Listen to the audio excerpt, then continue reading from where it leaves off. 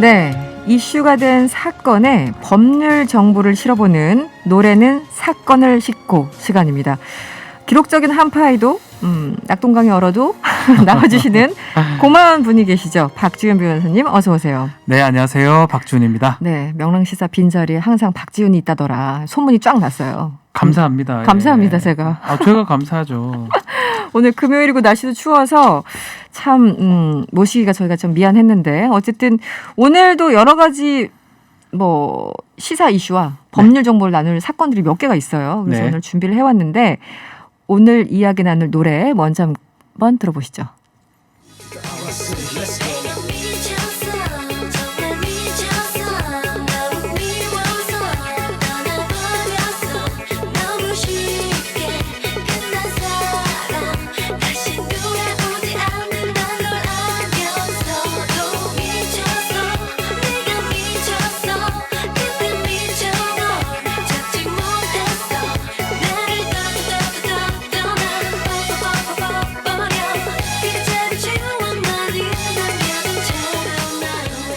네, 방금 들으신 곡 제가 너무 좋아하는 미쳤어, 다들 미쳤어.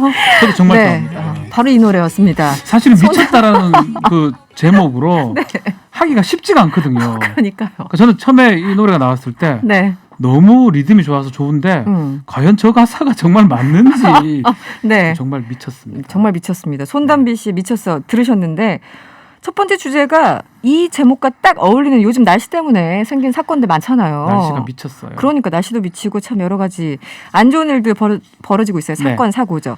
동파 수리비는 대체 누가? 라는 제목을 정해봤는데요. 네. 기록적인 한파로 이 수도 동파 사고가 이어지고 있잖아요. 정말 네. 동파 사고가 진짜 많이 일어나고 많이 있어요. 일어나요. 네. 어제 그제까지 눈이 많이 내리고 기온이 많이 떨어졌거든요. 네. 7일 기준으로 전국의 계량기 동파가 274건이고요. 수도관 동파가 7건이 됩니다. 네, 네. 지금 엄청나게 계속적으로 일어나고 있는데 서울시가 7일부터 계속 수도 계량기 동파 심각 단계를 발령했는데 이게 2018년 1월 이후로 처음입니다. 그래요? 그만큼 지금 추위가 극심하고 동파 사고가 지금 많이 일어났다고 봅니다. 동파 심각 단계. 네. 이 참 동파되면은 이게 답도 없어요. 동동동동 굴러야 되고 정말. 저는 사실 추운데. 지금은 아파트에 거주해가지고 뭐 동파가 조금 덜한데 그렇죠. 네네. 예전에 제가 강원도나 그쪽에 네. 거주할 때 있었습니다. 예전에요. 전방 부분에 네. 약간만 주의를 게을리하면 동파가 됩니다. 그래요? 동파가 되면 그냥 뭐 물을 쓸 수가 없거든요. 그래서 그 기억들이 아직도 있어요. 그러니까요. 네. 어렸을 때 저도 이런 기억이 있어요. 예전에는 이제 조그만 단독주택 같은데 그렇죠. 아파트 전에 살았으니까 그때는 동파 사고가 일어나면은 요즘은 또 이제 전월세 사시는 분 그렇죠. 있잖아요. 임대인, 임차인 간에 이게 미묘한 관계가 형성이 되는데 책임 소재를 놓고 수리 비용 대체 누가 냈느냐 싸우는 경우가 좀 있다며요. 오늘 얘기의 첫 번째 주제는 이 부분입니다. 이 부분. 수리 비용 과연 누가 낼 부담해야 것인가. 되느냐. 자, 일단은 네. 동파 사고가 일어났을 때 이게 어떤 정도의 동파냐에 따라 달라집니다. 동파의 정도. 근데 기본적으로는 네. 이런 임대물 또 임대물의 보관이나 이 관리하는 거는 가장 가까이 있는 임차인, 그러니까 세입자가 그걸 보관하거나 보조하거나 관리를 해야 됩니다. 일단 살고 있는 사람이. 우리 민법에는 선량한 주의 의무를 해서 관리를 하도록 돼 있어요. 선량한 주. 선량한 주의 의무라고 표현합니다. 거기에 민법에. 선량이라고 붙어요. 그게 뭐 어색하네요. 한자식 표현인데 하여튼 최선을 다해서 좀 주의 의무 게을리하지 않고 네. 관리를 하라고 규정을 하고 있거든요. 네. 그렇기 때문에 동파 사고가 일어나면 대부분 물을 조금 틀어놓으면 동파는 일어나지 않습니다. 그렇죠. 그러던 주의 의무를 게을리했을 때 결국 세입자가 책임지는 경우가 가장 많습니다. 그게 그렇게 되는 거예요. 결론적으로는 다툼이 일어났을 경우 일반적으로는 물을 조금만 틀어놓으면 얼지 않고요. 보일러도 일정 온도만 유지하면 얼지 않거든요. 근데 그런 것들을 안 했고 임대인, 집주인 입장에서는 멀리 있기 때문에 그걸 볼 수가 없습니다. 네, 가까이에서 그것을 관리하고 있는 세입자가 현실적으로. 주의를 못했기 때문에 세입자가 그것을 고쳐야 될 손해배상 아니면 고쳐야 될 의무를 부과하는 것이죠. 그렇다면 거기까지는 우리가 이해할 수 있다. 네. 그런데 수도도 쫄쫄쫄쫄 물 흐르게 틀어놨어요. 네. 굉장히 열심히. 단열재 막 비닐 같은 거 그렇죠. 이런 거 쌓아놓고 따뜻하게 좀 만들어놨는데 그럼에도 불구하고 동파 사고가 일어날 수 있잖아요. 이때는 어떻게 해야 됩니까? 그것까지 책임을 묻는다면 너무 가혹하죠. 너무 가혹하죠. 그래서 소규모 수선이면 세입자 부담하는데 대규모 파손이다. 그리고 세입자 입장에서는 어떻게 할 방법이 없다. 나는 이만큼 다 선량하게 다 다 했는데. 했는데 도리가 없다 했을 때는 그게 구조적 결함이라고 표현을 합니다. 네네. 그런 결함이 발생했을 때는 네. 집주인이 책임을 져야 됩니다. 네. 근데 문제가 있어요. 어떤 그럼 거죠? 구조적 결함을 입증하기가 쉽지가 않습니다. 세입자가 입증을 해야 되는데 일단은 만약에 난 다 했다라고 얘기하면서 집주인한테 동파됐으니까 좀 물어달라 하면 집주인 입장에서 그러거든요. 무슨 소리 하느냐. 네. 내가 전세 준 이 집 되게 튼튼한- 멀쩡하다. 멀쩡했는데 왜 갑자기 그런 구조적 결함은 없다. 네. 라고 하면서 분쟁이 될 가능성이 크거든요. 예를 들어 물 틀어놨다고 하는데 네. 정말 틀어놨는지 난 알 수 없어. 뭐 이렇게까지 나갈 수도 그렇죠. 있습니까? 그런 얘기가 할 수 있습니다. 그렇기 네. 때문에 결국은 또 근원적으로 어. 전문가의 좀 도움을 받아야 돼요. 전문가라고 하면 예컨대 구조적 진단을 할 수 있는 전문가. 근데 비용이 또 꽤 많이 들거든요. 배보다 배꼽이 더 나가는 게 아닐까. 사실상 쉽지는 않다. 이런 생각이 드는데 기본적으로는 네. 대개 새 건물, 새 주택에서 일어났던 동파라 그러면 좀 세입자가 책임지는 경우가 많고요. 네. 왜냐하면 새 건물에는 구조 결함이 좀 덜합니다. 뭐 그런 경우도 있겠지만, 그렇죠. 네네. 근데 노후된 어떤 주택이나 네네. 노후된 건물이라면 네. 그런 경우는 구조 결함이 또 하자라든지 있다고 봐서 그런 경우는 임대인, 집주인이 좀 책임지는 경우가 좀 일반적으로 많습니다. 집의 연식 전반적인 상황을 다 환경을 고려해서 그렇게 네. 판단이 나오는 거겠군요. 맞습니다. 네. 좋은 하루님이 문자 보내셨어요. 우리 집 베란다에 있던 생수 6개가 다 얼었어요. 충분히 있을 수 있어요. 생수 어는 것 쯤이야. 요즘 날씨에. 아무것도 아닙니다. 아무것도 아니죠. 희망의 시대 님이 세입자 좀 보호해 주시오. 이렇게 느낌표까지. 그리고 1115번 님이 좀 다른 얘기네요. 남자 개그맨 목소리 오랜만에 들어요. 아니에요. 개그맨 아니죠. 변호사고요. 법률 얘기를 이렇게 열심히 하고 있는데. 이분이 나름 개그맨은. 변호사란 말이죠. 네. 개그맨 아니고요. 6481번님, 박지은 변호사님, 재밌는 건 알고 있었는데 상식 박사시네요. 뭐 이렇게. 아니 상식이 지금 법률 얘기 제가 지금 법률 얘기를 했습니다. 사람 2번 죽인다고 뭐 이런 분위기. 네, 이분이 상식 박사 아니고요. 그냥 개그맨 아니고요. 변호사예요. 사실은 법조문을 변호사. 얘기를 하기에는 법조문이 사실 있어요. 있죠. 지금 대본에도 써져 있는데 그런데 너무 어려워요. 그 얘기를 굳이 할 이유가 없어요. 해도 뭐 우리 청취자분들이 그것을 다 뭐 외우거나 이해하지 않기 때문에. 저도 원고가 앞에 있는데 임대차 기간 존속 중 세입자가 임차주액을 원활하게 사용할 수 있도록 필요한 뭐 이렇게 나와 있기 때문에 민법 제 374조입니다. 네, 읽을 수가 없습니다. 알겠습니다. 네, 계속 우리 박지은 변호사와 함께하고 있습니다. 네. 네. 다음으로 넘어갈게요. 이 미쳤어. 이 노래에 어울리는 두 번째 주제는 레깅스 입은 여성을 몰래 찍었다면입니다. 네. 어떤 사건이었는지 저 어저께 기사를 좀 봤습니다만 네. 변호사님이 자세히 알려주시죠. 이 사건은 최근에 일어난 사건 아니고요. 네. 몇 년 됐습니다. 네. 2018년에 있었던 사건인데요.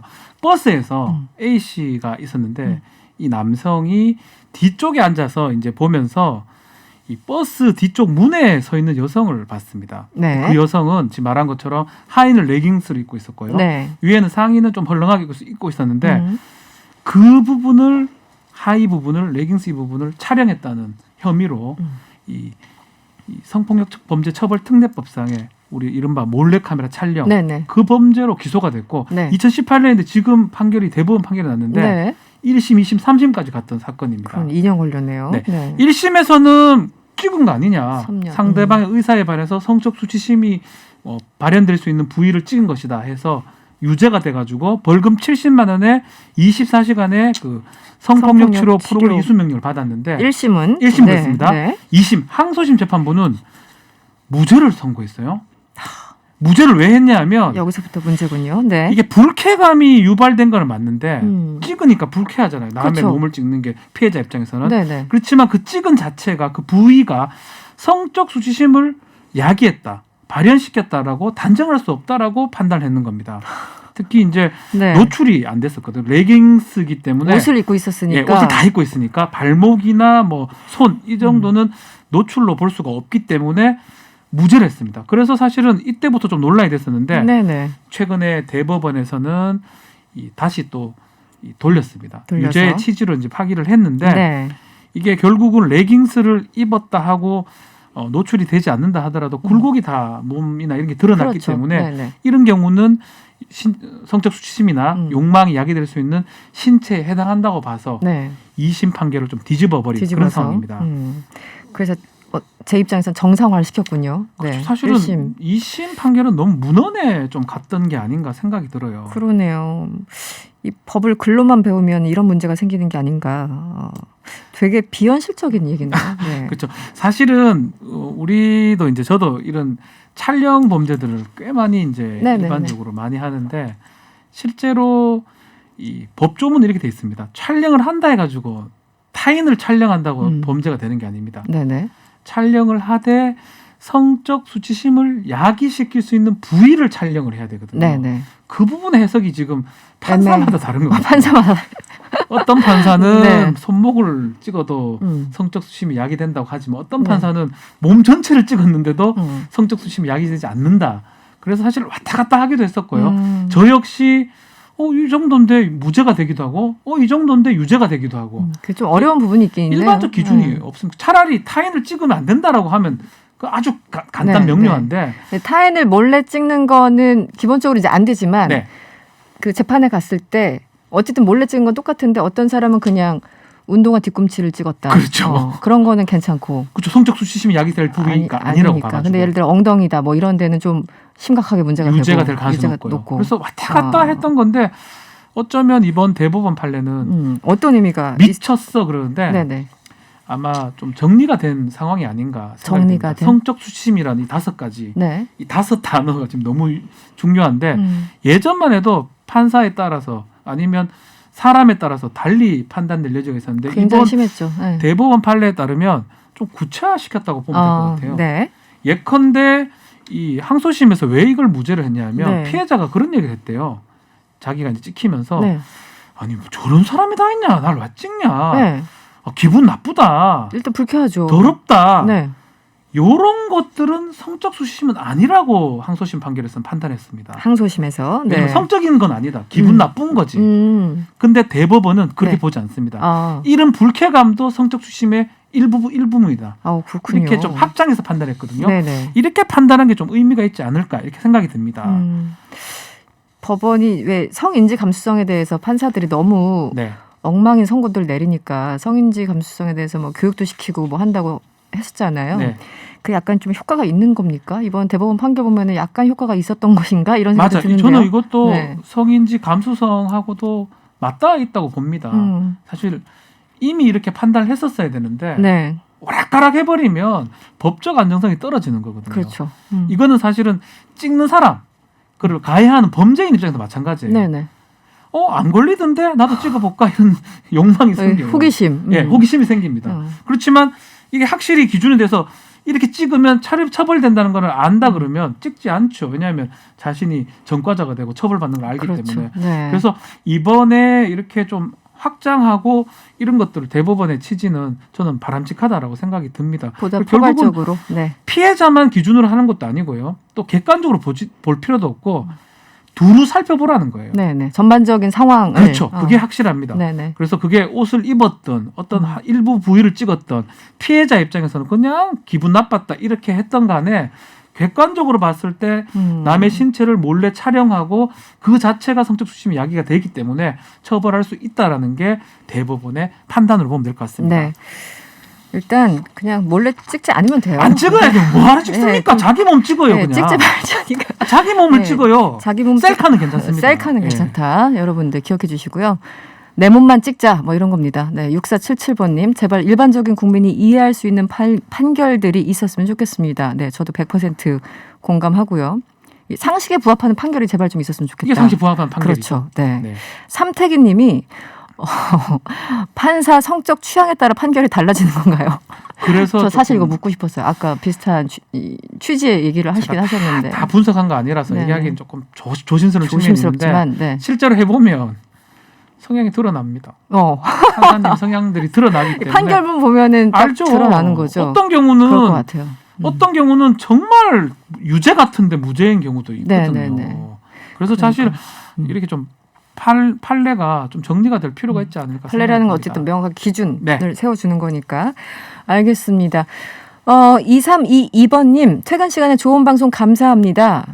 그런데 저한테 감사하다는 얘기가 아니었고요. 박지훈 변호사한테 감사하다는 얘기였어요. 고맙습니다. 예. 우리 고향 의성에, 아유, 의성. 예, 경북 의성입니다. 제가. 의성이군요. 의성에서 가장 유명한 분이 나오셨네요. 이렇게 환영의 문자를 별 길게 말씀을 보냈습니다. 네, 지금 개그맨 아니고요. 변호사. 경북 의성에는 그 네. 영미 거기가 있습니다. 아, 맞다. 예, 네, 가장 거기네. 유명하신 분들입니다. 네. 그분들이. 예. 박지훈 변호사도 역시 같이 유명하신데 다음 시간 마늘로도 유명한 거기. 네, 마늘로 유명합니다. 네, 알겠습니다. 지금까지 변호사 박지훈 변호사였습니다. 고맙습니다. 네, 변호사 박준이었습니다.